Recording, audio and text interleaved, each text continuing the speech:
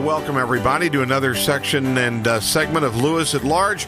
Yours truly, Warner Lewis from the Flight Deck, and that, of course, means once again, Smart Talk Radio is in your future. In this segment, an interesting subject indeed. We're going to be talking about reflections, important reflections on inspiration. We're going to be talking a little bit about race. We're going to be talking about society. We're going to be talking about disease. Roll them all into one. And you have the story called WhiteCoat Sneakers, penned by Dr. Hillary Chalet. He is a trauma and vascular surgeon, was for 25 years. He's one of the first responders during the attacks of 9/11 and has been responsible for leading several medical missions to Kenya. He's also a fellow of the American College of Surgeons. WhiteCoat Sneakers is his first novel, but it is based on historical fact.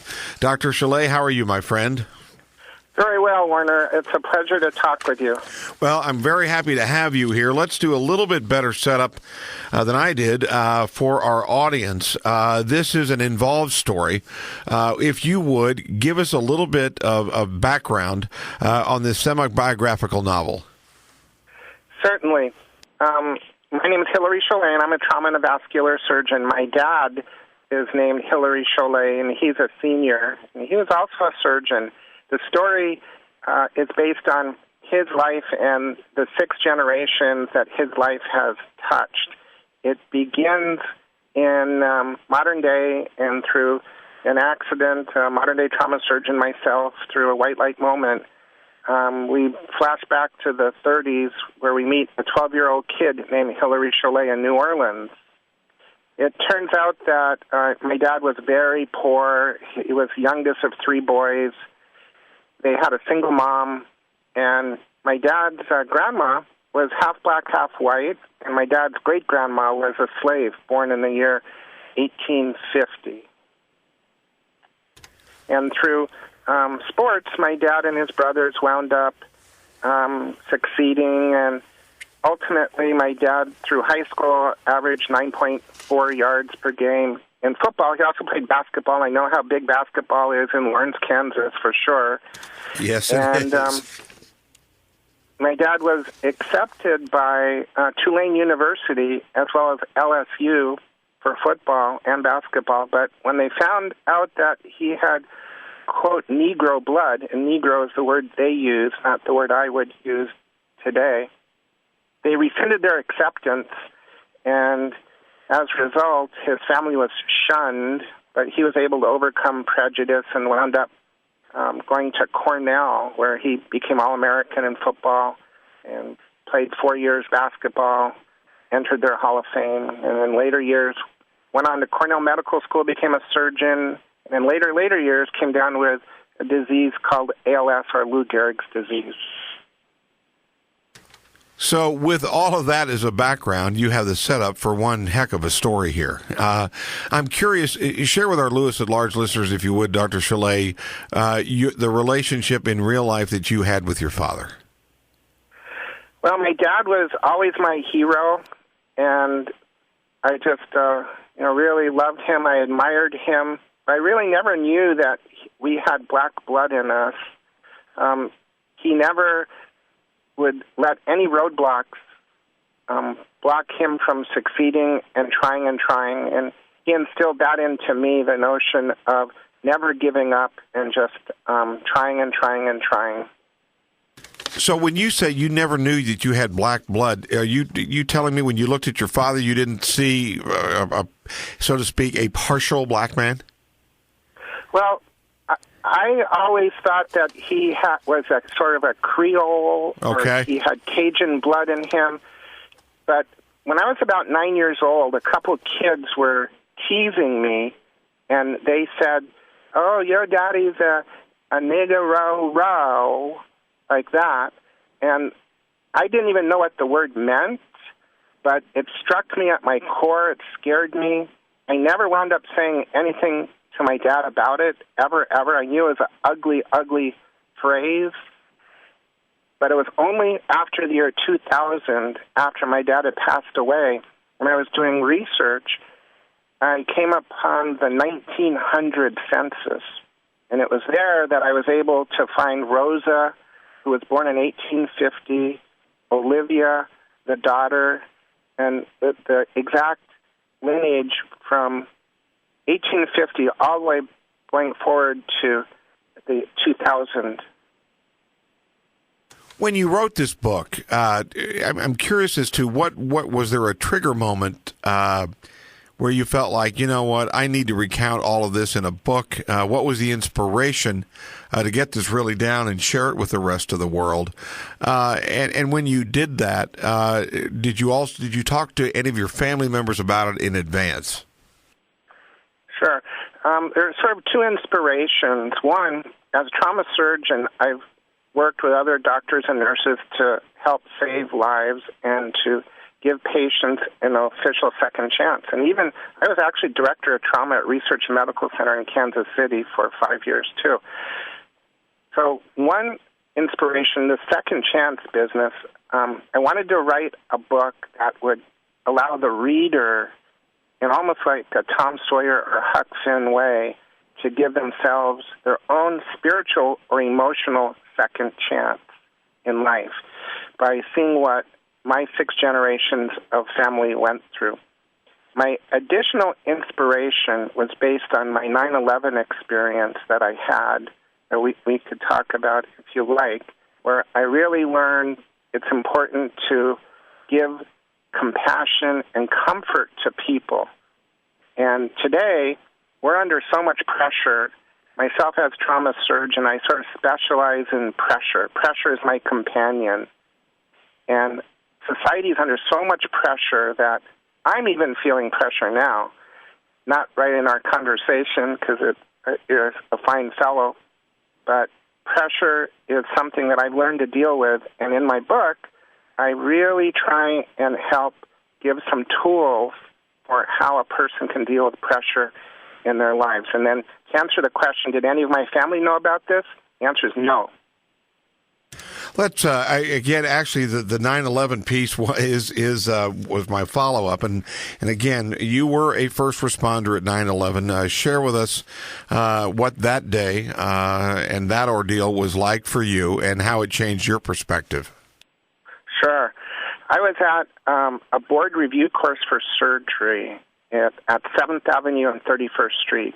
And I just happened to be in New York City at the time. And it was during our morning lecture, around 10:30 in the morning, the lecture stopped, and it became apparent that something horrible had happened. And at that point, the second tower had fallen. But a volunteer came into the room that we were at and said, "We need volunteer doctors at the scene." So about 20 of us went out front, and a police officer and NYPD officer stopped a German tourist bus, made everyone get off. We got on, and they took us down 7th Avenue towards Ground Zero. We wound up going right past St. Vincent's Hospital, about 10 blocks away from Ground Zero, and NYPD stopped the bus and got on and said, "I need 4 trauma surgeons." So 4 of us got off, myself and 3 of my buddies, and they put us in North Shore ambulances and took us to about 2 blocks away.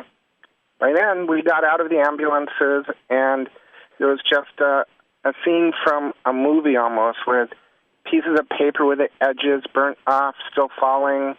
There was dust everywhere. There were F-16s flying overhead. We ran into a fire captain, and we said, "We're doctors. We'd like to try and help. Take us to the command center." He said, he goes, "I don't know how to tell you this, but the command center was destroyed. Everyone was killed." So he took us to his fire station, which was about a block away from Ground Zero, and gave us half the fire station. All his men were out. They all came back, by the way, safely down the line. And we set up a little clinic where the 4 ambulances that brought us down went out and got walking wounded. We saw 9 patients. One lady that comes to mind was a lady who scampered out of the second tower, and she smelled of jet fuel. It just was really something. So we stayed there at that little clinic till about 2 in the afternoon, and when we didn't see any more patients, we went right down to Ground Zero, and that's when one of the most spiritual things ever happened to me. I was looking at the site with those steel girders sticking out of the ground like toothpicks when a homeless man came up to me. Now, this guy had long layered clothing, a beard, a mustache. He smelled of urine, but he had a box, and he had little cups of water. And this homeless guy, this man with nothing, said, "Doc, would you like a cup of water?" So I took the cup of water and briefly turned back, and he was gone. And the feeling that washed through me and the sense of comfort that I had on that horrible, horrible, god-awful day was extreme from this homeless guy, and it even went through me that it was the good Lord almost that was right there, maybe checking out the scene. But the feeling I got from this man who had nothing was of comfort, and that is what transformed me into wanting to give comfort by my work, by my writing. So I wound up actually moving my family to an inner city, and that was Kansas City, where I redid their trauma program at Research Medical Center. How did you choose Kansas City? Well, I wanted to move to a town that had the worst trauma that there was, and 27th and Prospect was voted most dangerous corner in America on an HBO special. Gosh. Okay. All right. Again, if you've just joined us, we're talking to Dr. Hillary Chalet. The work is called WhiteCoat Sneakers. It's an extraordinary work. It is a semi-biographical novel, rather, that explores a variety of themes relating to race, relating to age, relating to family, relating to 9/11, and on and on and on.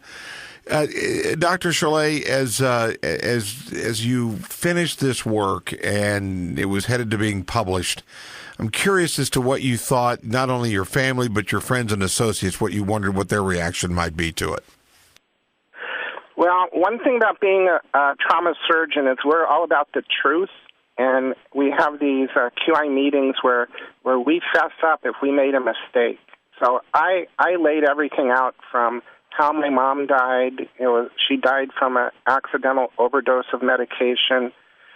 I just laid it all out, the whole truth, nothing but the truth. I told the truth about how modern-day medicine is, how hospital administrators barely care about patients and doctors. They aren't on the patient's or doctor's side. They're on their own side. I talked about the notion of how sometimes no good deed goes unpunished, and nice guys finish last. So I just told the truth about everything, and it's a roller coaster of a ride peering into me and across 6 generations of people, seeing what they went through, what their raw emotions were, and how they survived and tried and tried. Well, Dr. Chalet, how can people find out more about the work that you do and also get a copy of the book? Is there a website, so to speak, for the book? And if not, how can they get a copy? Well, okay, if they go to YouTube and just put in Hillary Chalet, there's 4 or 5 YouTube videos on interviews by me, a newsreel of my dad playing football. There's a video trailer of the book. The book is primarily available through Amazon.com in Kindle, softcover, hardcover, and it's on BarnesandNoble.com in softcover.